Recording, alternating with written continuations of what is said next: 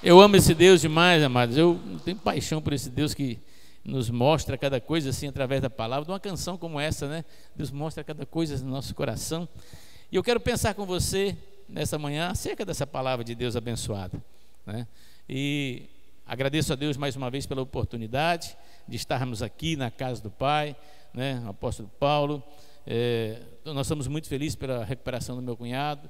Ele foi entubado há uns 10 dias atrás, depois ele foi estubado, depois teve que ser entubado de novo, né, porque deu uma instabilidade. Agora foi estubado novamente, está bem, e na graça de Deus, amanhã, né, ele está indo para o home care, quer dizer, você vai ficar em casa, para não correr mais risco de ficar dentro dos hospitais, e para a honra e glória do Senhor, né, também, o apóstolo, como o apóstolo Paulo já falou aqui, o pastor Jonas, né, o apóstolo Roberto e a pastora Lourdes, tantos pastores, tanta gente, né, que estão vencendo também essas batalhas, né? Glórias ao Senhor. Deus tem, o sol nasce para todos, né? O chamado também vem para todos, né? Louvado seja Deus. É o tempo da aprovação. Eu vejo que agora nunca foi tanto o povo clamando a Deus, né, no nosso tempo, como agora, clamar ao Senhor, buscar a face dele, porque as pessoas estão brincando de ser crente, né? E o diabo não brinca de ser diabo. As coisas estão acontecendo e o povo não tem clamado. Mas agora o povo está clamando mais. Abra aí a sua Bíblia, por favor, no livro do Êxodo, bem no comecinho, segundo livro da Palavra de Deus, capítulo de número 3. Nós vamos ler dois textos, um mais curto, o outro um pouco mais longo, mas é para contextuar a palavra do Senhor. Primeiro, Êxodo capítulo 3, versículo de número 1 até o número 4, diz assim: Ora, Moisés estava apacentando o rebanho de Jetro, seu sogro, sacerdote de Midian, e levou o rebanho para trás do deserto, e chegou a Horebe, o monte de Deus. Apareceu-lhe o anjo do Senhor em uma chama de fogo em meio de uma sarça. Moisés olhou, e eis que a sarça ardia em fogo, e a sarça não se consumia. Pelo que disse: agora me virarei para lá e verei esta maravilha, e porque a sarça não se queima. E vendo o Senhor que ele se virava para ver, chamou do meio da sarça e disse: Moisés, Moisés. Respondeu ele: eis-me aqui. Agora capítulo de número 4, segue na sequência, versículo 1. Diz assim: então respondeu Moisés: mas eis que não me crerão, nem ouvirão a minha voz, pois dirão: o Senhor não te apareceu. Ao que lhe perguntou o Senhor: que é isso que tem nas tuas mãos? Disse Moisés: uma vara. Ordenou-lhe o Senhor: lança-a no chão. Ele lançou no chão, e ela se tornou em cobra, e Moisés fugiu dela. Então disse o Senhor a Moisés: estende a mão e pega-lhe pela cauda. Estendeu ele a mão e lhe pegou, e ela se tornou em vara novamente. Porque eles creiam que tu apareceu ao Senhor, ó Deus de seus pais, o Deus de Abraão, o Deus de Isaque e o Deus de Jacó. Disse-lhes mais ao Senhor: coloque a mão no teu seio. E ele colocou a mão, e quando tirou, eis que a mão estava leprosa, branca como a neve. Disse-lhe: coloca novamente no teu seio. E tornou a colocar a mão no seio. Depois tirou-a do seio, e eis que se tornou como o restante da sua carne. E sucederá que se eles não te crerem, nem atentarem para o primeiro sinal, crerão no segundo sinal. E se ainda não crerem a estes dois sinais, nem ouvires a tua voz, então tomarás a água do rio e a derramarás sobre a terra seca, e a água que tomares do rio tornar-se-á em sangue sobre a terra. Então Moisés disse ao Senhor: ah, Senhor, eu não sou eloquente, nem fui dantes, nem ainda depois que falastes ao teu servo, porque sou pesado de boca e pesado de língua. Ao que lhe replicou o Senhor: quem faz a boca do homem? Ou quem faz o mundo, ou o mudo, ou o surdo, ou o que vê, ou o cego? Não sou eu, o Senhor? Vá, pois, agora, e eu serei como a tua boca, e te ensinarei o que has de falar. Ele, porém, respondeu: ah, Senhor, envia, peço-te por não aquele que tu has de enviar. Então se acendeu contra Moisés a ira do Senhor, e disse ele: não é Arão o levita, o teu irmão? Eu sei que ele pode falar bem. Eis que ele também te sai ao encontro, e vendo-te se alegrará ao seu coração.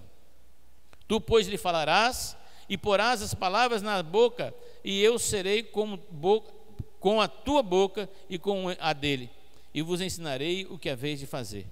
E ele falará por ti ao povo, assim ele te será por boca, e tu lhe serás por Deus. Tomarás, pois, na tua mão esta vara com que hás de fazer os sinais. Amado Deus e Pai, que a tua palavra, Senhor, venha de encontro aos nossos anseios nesta manhã, neste lugar. Meu Deus, nós apresentamos a Ti o nosso coração, meu Pai, que sabemos que é uma terra fértil. Então semeia da Tua semente, do Teu amor, da Tua graça, nos orienta, nos instrui nos caminhos, no propósito, na Tua vontade, para que possamos prosseguir, meu Deus, diante da Tua graça. E assim queremos permanecer por toda a eternidade. E que seja assim então na minha vida e na vida dos meus irmãos. Não tenho nada, meu Deus, para o Teu povo, mas se vier de Ti, todos se fartarão, a mim e ao teu povo, para a glória do nome do Senhor. Que seja assim então a tua vontade nesta manhã. Assim nós te pedimos e te agradecemos, em nome de Jesus. E o que concorda diz? Amém. Quando nós olhamos para esse texto, vemos um homem simples, comum, como eu e você, que estava trabalhando num trabalho simples, comum, como todo mundo trabalha, e de repente ele ouve uma voz que fala diretamente ao coração dele. A mesma voz que falou ao meu coração e ao teu coração um certo dia, te conduzindo à igreja, trazendo para a presença do Senhor. E com certeza, como a mim e como a você, aliás, como ao seu servo Moisés, Deus também falou para você algo que Ele quer de você e aonde Ele espera que você esteja e como você vai fazer, porque Deus é um Deus de revelações, Deus é um Deus de direção, Deus é um Deus das claras. Ele não chama ninguém sem propósito. Deus tem um propósito na vida de cada um de nós. Para cada um de nós, Deus deu capacidade. Para cada um de nós, Deus deu talento. Para cada um de nós, Deus já decretou a vitória para a honra e glória do nome dEle. Amém ou não? Deus não erra com ninguém. Mas quando nós olhamos para o texto e discorremos ele, por isso os dois textos, nós vemos um chamado, e no primeiro momento ele diz: eis-me aqui. Como é bonito dizer eis-me aqui é o Senhor.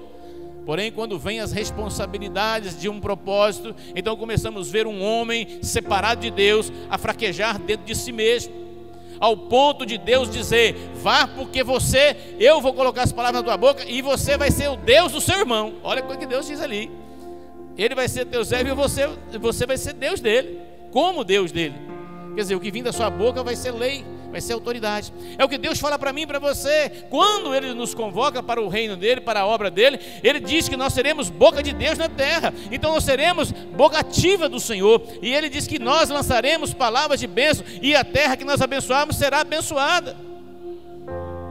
Agora eu quero entender com você este propósito. Por quê que um Deus tão poderoso, um Deus que poderia simplesmente lançar uma palavra de ordem, como Ele diz: haja luz e houve luz, como Ele diz, Ele fez todas as coisas no seu tempo, como Deus ainda insiste em nos usar. E nós vemos uma insistência de um Deus querendo usar Ele. Deus poderia falar assim: ó, você não quer? Então tchau, vou chamar outro ali. Poderia até ser o próprio irmão dele: fica aí, eu vou lá conversar com o seu irmão que está vindo de encontro com você aqui. Mas Deus insiste em nos usar. Deus tem um propósito para se cumprir na minha e na sua vida, e Ele não vai abandonar, Ele não nos abandona. Uma das maiores verdades desse texto aqui é que, apesar dos nossos fracassos anteriores, das nossas derrotas passadas, dos dias que vivemos terríveis, até dos nossos erros pecaminosos, como o de Moisés, Deus quer nos usar. Deus quer nos usar, porque para Ele não há pecado que não possa ser perdoado. Das nossas deficiências e dos nossos medos, só tiramos experiências para a nossa caminhada. Porque nas nossas diferenças, nos momentos de nossa angústia que passamos por Ele, podemos entender que Deus sempre esteve conosco, que Ele nunca nos abandonou. Deus, Ele quer nos usar. João capítulo 15, versículo 16 diz: vós não me escolhestes a mim, mas eu, o Senhor, escolhi a vós e vos designei, quer dizer, tem um desígnio, tem um propósito, tem uma direção, tem uma meta a se cumprir, dentro do propósito de Deus, é claro, para que vades, olha só, e dê frutos, seja produtivo. Ser produtivo. Jesus disse na parábola da figueira: se você não produz, o Senhor, o Pai, vem, o viticultor vem, corta, poda e lança fora para ser queimado. É preciso produzir. Nós não podemos ficar estagnados na casa de Deus, achando que é só isso aqui, adorar a Deus. Não, a obra do Senhor não está aqui dentro. Aqui é só com a reunião daqueles que vão elaborar planos de ação para romper lá fora, porque é lá fora que é a obra do Senhor. Por isso o Senhor diz: ide por todo mundo e pregai o evangelho. Aqui dentro todo mundo já conhece. Aqui é a hora de fazer o QG do quartel-general, de fazer ali como as estratégias para guerrear, como vamos alcançar, aonde nós vamos chegar, qual é a meta que nós queremos alcançar. Mas lá fora é a verdadeira guerra, é lá fora que se faz. E o vosso fruto permaneça, e a fim de que tudo quanto perdides ao Pai em meu nome, Ele vos concede. Vejo que Moisés chega diante do Senhor e fala: mas eu não sou nada, eu não posso nada. Vai lá. Mas eu não sou nada, eu não tenho nada. E eu acho interessante essa parte que ele fala assim: o que tem na tua mão aí? O que tem na tua mão? Traduzindo numa conversa mais limpa, é um pedaço de pau que não vale nada, seco, sem vida. E aquele pedaço de pau representava ali os medos de Moisés. E o Senhor fala: joga no chão esse cajado. Ele joga e vira uma cobra. E Moisés foge. Opa, é os medos. Então o Senhor diz: toma ele pela cauda, domine os seus medos. Todo mundo sabe que quem trabalha com botânica aí, né, quando vai mexer com cobra, para qualquer cobra, você juntou no rabo dela, juntou ali, você domina ela, por mais venenosa que ela seja. O Senhor estava mostrando para ele: domine os seus medos. Senhor, mas o Senhor já falou comigo, mas eu tenho ainda, sou difícil de desenvolver algo tremendo, que mesmo depois que o Senhor falou, o texto diz, mesmo depois que o Senhor falou comigo, eu ainda continuo o mesmo. O Senhor fala assim: põe a mão dentro do teu peito, rapaz. Ele coloca a mão no peito, tira para fora a mão está leprosa. Falou assim: o maior problema do ser humano está dentro dele mesmo. A maior desgraça do ser humano está dentro dele, se não for cheio da graça de Deus. E ele fala: coloca de novo a mão no teu peito e tira sobre a minha ordem, então será limpo. Quer dizer, quando o Senhor entra, Ele purifica, Ele limpa. Ele tem que tirar os medos. A palavra de Deus diz que Ele não nos deu espírito de covardia nem de medo. É para romper. Esse é o propósito. Aí fica perguntando para mim e para você: por que Deus insiste em nos usar, apesar de sermos tão fracos e totalmente dependentes dEle? Você sabe me responder? Você sabe responder por que Deus insiste em te usar? Por que muitas vezes você está em casa, Deus toca no teu coração para você orar por alguém, levantar de madrugada, interceder por alguém, ou ir falar do amor dele para alguém, ou dar um exemplo para alguém, ou mostrar algo de Deus para alguém? Você sabe? E você ainda fala: mas eu não sou capaz. Você não é o primeiro, está aqui. Pois é isso. Mas o problema é que nós achamos que, no propósito de quando fala assim: eu vou lá fazer porque eu sou capaz, Deus estava falando para ele assim: você não é capaz. Se não vier de mim, você é leproso e medroso. É o que Deus mostrou para ele. Quando mostrou o interior dele: você é podre. Lepra é podridão, não é isso? Podridão da carne, lepra, câncer. E você é medroso. Olha aí.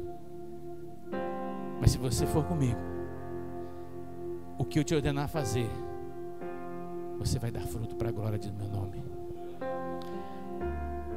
Ele insiste em nos usar por 3 motivos, e entre muitos outros eu quero destacar 3 motivos aqui dentro desse contexto, e para você pensar comigo. Ele insiste em nos usar porque Ele é soberano. Ele diz: foi eu que escolhi vocês, não é vocês que me escolheram. Ah, eu aceitei Jesus. Não, Ele que te aceitou. Ah, pastor, mas o pastor fez o apelo, eu fui lá na frente e levantei a mão. É verdade, mas a Bíblia diz para mim que antes de você nascer, Ele já amou o mundo de tal maneira, e o mundo estava em pecado, você vivia no mundo do pecado. Ele te aceitou. Você simplesmente o reconheceu como Senhor e Salvador da sua vida. Por isso que ele diz: aquele que me confessar diante dos homens, eu, o Senhor, conversarei diante do Pai. Então nós entendemos que ele insiste em nos usar porque Ele é soberano. É Ele que escolhe quem Ele quer. Você não veio a Deus porque você quis vir, você veio a Deus porque o Espírito Santo te conduziu, porque Deus te escolheu. E Jesus disse: todo aquele que o Pai enviar a mim, eu não abro mão dele. Não tem como vir adiante do Senhor se não for conduzido pelo Espírito Santo, porque senão Deus estava pulando uma etapa. E Ele disse para mim que o Espírito Santo veio para me convencer e convencer você. Se Ele não nos convencer, nós não chegamos diante de Deus. Ah, mas eu vi lá um negócio, eu achei bonito, vim para Jesus. Não, o Espírito Santo tocou no teu coração, meu amado. Sem ser tocado pelo Espírito Santo, você não chega diante de Deus. Para fazer a boa obra do Senhor, precisa ouvir a voz dEle. Talvez você não ouviu a voz diretamente de Deus como Moisés ouviu aqui, mas se você ouviu do Espírito Santo, você já ouviu a voz de Deus, porque Ele é um só. Amém? Então Deus insiste em nos usar porque Ele quer. Olha a trajetória, não é esse Jonas, é o do Jonas da Bíblia. Olha a trajetória de Jonas. Tantas pessoas poderia Deus ter usado naquele tempo, mas Deus usou Jonas. Deus queria que fosse Jonas, e proporcionou tudo para que acontecesse. E aí eu sempre costumo dizer, e gosto de falar e frisar muito bem isso, que tem vidas lá fora que depende de você para ser salvo, porque Deus te deu foi poder para fazer a obra. Amém? E Jesus falou que eu daria obras maiores que essa. Então, mas eu vou salvar? Não, você não vai salvar, mas você vai ser o canal de Deus. Moisés não salvou o povo, mas foi o canal de Deus naquele povo. Moisés foi só o condutor. Quem tirou o povo do Egito foi o Senhor. Ele diz antes: eu ouvi o clamor do meu povo. Então, amado, entenda que tem pessoas lá fora que não vão vir dentro da igreja de instituição. Não vai entrar na sua igreja, pastor. Não vai entrar lá no Surubi, não vai entrar aqui, não vai entrar em nenhuma igreja. Não vai ouvir um pastor quando falar assim: não, é o pastor. Não, mas não vou nem falar nada. Mas vai ouvir você que está lá pertinho dele, que é amigo. Você vai ser o Moisés lá. E se você se achar como Moisés não tem eloquência, então pega um Arão para estar com você, caminhar contigo. Conduza. Usa o que Deus colocou na tua mão, é isso que Deus vai usar para fazer a obra. Muitas vezes nós nos opomos à vontade de Deus, apesar de saber que Ele é soberano e que está no controle de tudo. Quantas vezes nós declaramos: Deus está no controle? Aí Ele fala assim: ó, vai lá falar do meu amor para cá. Não tem esse dom, pastor. Você se opõe. Pensamos que que Deus nunca forçaria ninguém a fazer nada. Mas quando é necessário, Deus força. Quando é necessário, Ele faz acontecer. Deus tem um chamado para você, amém? Ele também tem uma missão para você, amém? Então cumpra a sua missão. Quando nós olhamos para as experiências de vida que temos na Bíblia, nos faz entender que nós não deveremos esperar Deus fazer acontecer. Tem muitas coisas que nós devemos fazer acontecer para que o nome de Deus seja glorificado. Deus poderia mandar as pragas sem nada. Ele fez o mundo só na palavra dele, mas Ele espera que você haja. Por isso que Deus falou para você: olha, se eles não entenderem o primeiro, o segundo sinal, eles vão entender o terceiro. E eles não entenderem o terceiro, vão entender o quarto, o quinto, o sexto, o sétimo, o oitavo, o nono e o 10º. Você está entendendo? Deus tem um propósito para que você fale no nome dEle e algo extraordinário aconteça. O problema é, como eu falei, a gente quer fazer achando que nós temos capacidade. Nós não somos capazes de nada. Quando nós nos exaltamos por um instante, é perigoso nós padecermos na caminhada. Deus insiste em nos usar, e Ele quer nos usar. Diga para Ele assim: eis-me aqui, Senhor, usa-me a mim. Como Isaías falou: eis-me aqui, usa-me a mim. Não é só eis-me aqui, Tem muita gente que gosta de falar: eis-me aqui, Senhor, eis-me aqui, Senhor. Mas deixa eu quietinho. Mexe comigo, não. Eis-me aqui, Senhor, usa-me a mim. É que se colocar à disposição de Deus. Por que o texto diz que Deus, ele se irou, suscitou a ira de Deus quando mulher? Por quê? Porque Deus sabia que nele havia capacidade. Deus não escolheu você aleatoriamente, Ele sabe da capacidade que Ele colocou em você. Aí você fala para Ele que não, Deus errou com você. Deus não erra. Como então ele errou? Comigo, com você. É nós, é que não estamos querendo a nos dispor a fazer aquilo que o Senhor nos chamou. Aquilo que o Senhor nos chamou. Deus insiste em nos usar. Por que Deus deseja completar a sua história? Deus já escreveu a minha e a sua história, amém? Amém ou não? Deus já escreveu todos os dias de nossas vidas, amém ou não? Então, Ele quer completar. E a minha Bíblia diz, e a sua está escrito, que Ele escreveu: os meus dias foram dias de vitória. E não tem como eu obter vitória se eu não for para a guerra, se eu não for para a luta.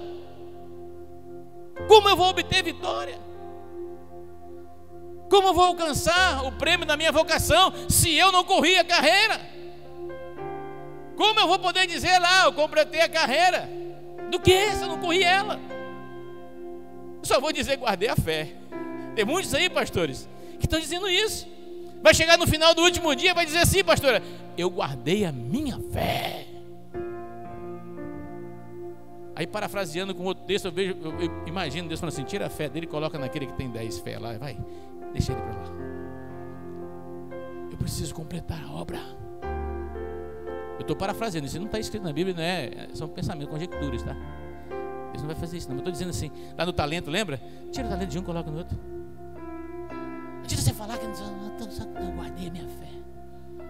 Eu combati o bom combate, eu fui para a guerra. Eu completei a carreira, eu fui até o fim, até onde me coube ir, eu fui. Mas por que eu cheguei até aqui? Por que eu combati o bom combate? Porque eu guardei no meu peito a fé. Deus nos insiste em nos usar porque Ele quer completar a nossa história. Jeremias 29:11, Ele diz assim: porque sou eu que conheço os planos que tenho para vocês, diz o Senhor, planos de fazê-lo prosperar e não de lhes causar dano, planos de dar esperança e um futuro. Você acha que a nossa vida termina aqui? Você acha que a nossa vida termina aqui quando você fechar os olhinhos ali e pá, acabou? Não, amado. Há uma eternidade para ser vivida. Há uma eternidade para todo mundo para ser vivida. Agora, o problema é onde você vai passar a sua eternidade. Porque se Deus completar na sua vida a história que Ele já escreveu, a minha Bíblia diz, e a sua testifica, que o seu lugar será ao lado dele na eternidade, e você vai reinar com ele, e lá não haverá pranto, nem dor e nem choro, ali só haverá alegria. Mas também ela diz que se ele não completar a obra na sua vida, porque você não quis, você vai para um lugar de vida eterna também, porém lá haverá choro, pranto e ranger de dente, também por toda uma eternidade. A vida eterna é para todos, ela escolhe aquele que quer, o lugar que quer viver ela. Mas Deus escolhe nos usar porque Ele quer completar a nossa história. Seria sem graça se Moisés tivesse negado a Deus de voltar ao Egito. Seria mais uma história de um menino que nasceu para ser grande e terminou sua vida como um assassino foragido. Seria apacentando as ovelhas que nem era sua, apacentando as ovelhas do seu sogro, nem era dele. Não é assim que o texto diz? Começamos lá. Apacentando as ovelhas do seu sogro, Jetro. Seria uma história simples. E infelizmente, meus amados, a vida de muitos aí está caminhando para isso, fazendo a obra do Senhor, apacentando as ovelhas que não é dele, mas a história dele não vai se completar. Por quê? Porque não está deixando Deus usar. Porque não está deixando Deus usar. E isso é problema. Por quê, pastor? Porque Deus quer completar a nossa história, amado. Dar um sentido a ela. Qual o sentido da nossa vida passarmos aqui na igreja? Nós estamos falando com crentes. Passarmos aqui o tempo todo ouvindo o apóstolo pregando, o pastor pregando, a pastora, o pastor, o outro irmão, o outro, e nada fazemos. Deus tem colocado pessoas de boca, como boca para falar com a gente o tempo todo.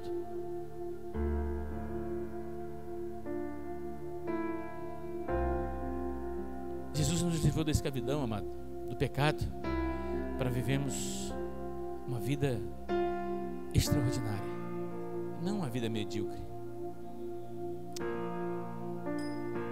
Deus me dando o que comer, me dando o que vestir, e eu ficando tranquilinho ali, já está bom demais. E infelizmente tem muitas pessoas que viviam sofrendo no mundão lá fora, veio para a igreja, veio para o Senhor, e a vida mudou sensivelmente, mudou a sua trajetória, muitas coisas mudaram, porém não vai ser completa a obra, porque não se põe à disposição do Senhor.